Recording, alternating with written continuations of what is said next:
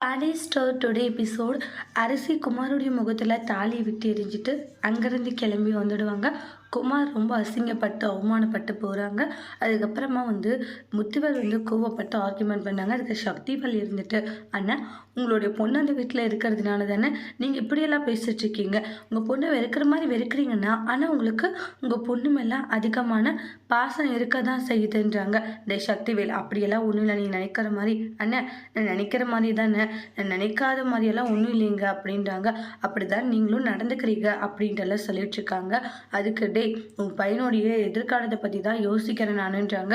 தேவையில்லாமல் அந்த பொண்ணுடைய மனசை மாற்றினவன் தான் வேண்டாங்க, அதுக்காக நீங்கள் இப்படி பேசுவீங்களா அப்படின்ட்டு அவங்களுக்குள்ள ஒரு ஆர்கியூமெண்ட் போய்கிட்டு இருக்கு. அண்ணன் நீங்கள் சுயநலமாக உங்கள் பொண்ணை பற்றி மட்டும்தான் யோசிக்கிறீங்க, ஆனால் என்னுடைய பையன் பாயிண்ட் ஆஃப் வியூலேருந்து யோசிச்சு பாருங்க, அவன் எவ்வளோ கஷ்டப்பட்டுக்கிட்டு இருக்கான்ட்டு. அதெல்லாம் நீங்கள் எங்கே யோசிக்கிறீங்க? உங்களுடைய சந்தோஷம், உங்களுடைய நிம்மதி, இதெல்லாம் தான் யோசிக்கிறீங்க ஆளுக்கு அப்படின்றாங்க. அப்புறம் இன்னொரு பக்கம் அரிசியை வீட்டுக்கு கூட்டிகிட்டு வந்து பாண்டியை ரொம்ப சந்தோஷமாக பேசிட்டு இருக்காங்க.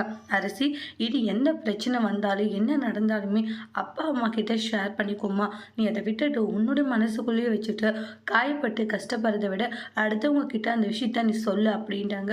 சரிங்கப்பான்றாங்க. இனி இந்த விஷயத்த நினச்சி நீ கவலைப்படக்கூடாது, என்ன புரிஞ்சுதான் அப்படின்றாங்க. நான் எனக்கு புரிஞ்சதுப்பான்றாங்க.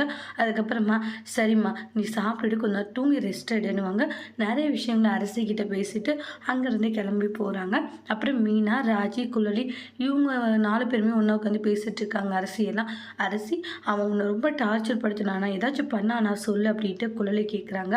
அவன் என்ன டார்ச்சர் பண்ணல, நான் தான் அவனை டார்ச்சர் பண்ணேன்றாங்க. என்னது, நீ அவனை டார்ச்சர் பண்ணியா? என்ன நடக்குதுங்க, ஒன்றும் புரியலையே அப்படின்றாங்க. இங்கே பாருங்க, உங்கள் எல்லாருக்குமே அவன் என்னை டார்ச்சர் பண்ணான்னு நீங்கள் நினச்சிட்டு இருக்கீங்க. அவன் வெளியே உங்கள் முன்னாடி என்னை டார்ச்சர் பண்ணுற மாதிரி பண்ணான், ஆனால் உள்ள நான் தான் அவனை வச்சு செஞ்சேன் அப்படின்னு ஒன்று உண்மையாக அரசி உண்மையாக தான் அண்ணின்றாங்க. நீங்கள் நினைக்கிற மாதிரியெல்லாம் ஒன்றும் இல்லை, நான் அவனை டார்ச்சர் கொடுத்துக்கிட்டே தான் இருந்தேன்றாங்க. வெளியே சிரிச்சுட்டு நடமாட்டிட்டு இருந்தான், மற்றபடி வேறு ஒன்றும் இல்லைன்றாங்க. அதனால் பெருசாக நீங்கள் இதை பற்றியெல்லாம் கவலைப்பட வேண்டான்றாங்க. ஏன்னா நான் அந்தளவுக்கு அவங்ககிட்ட கஷ்டப்படலை அப்படின்ட்டு அங்கே நடந்த எல்லா விஷயத்தையுமே அவங்களுடைய அண்ணிக்கிட்டையும் சரி அவங்களுடைய அக்கா கிட்டையுமே சரி எல்லார்கிட்டையும் சொல்கிறாங்க. சூப்பர் அரிசி, வேறு லெவலில் அந்த குமார் டார்ச்சர் கொடுத்துருக்கல, பின்ன நம்ம குடும்பத்தை எவ்வளோ அசிங்கப்படுத்தியிருப்பான், அதுக்கு நம்ம ஒரு பதிலடி கொடுக்க வேண்டாமா, அதனால தான் அப்படி கொடுத்தான்றாங்க. இப்படி தான் இருக்கணும் அப்படின்னு சொல்லிட்டு 4 பேருமே ரொம்பவே ஹாப்பியாக பேசுகிறாங்க. ஆனால் அரிசி, உன்னுடைய வாழ்க்கையை நினச்சி பயந்துட்டே இருந்தேன், எப்படியோ உன்னுடைய வாழ்க்கைக்கு ஒரு முற்றுப்புள்ளி மாமா வச்சுட்டாரு, அதுவும் மாமா போய் இப்படி பேசி உன்னை கூட்டிகிட்டு வருவாருன்ட்டு நாங்கள் நினைக்கல அப்படின்ட்டு இதை பற்றி எல்லாம் பேசிகிட்டு இருக்காங்க.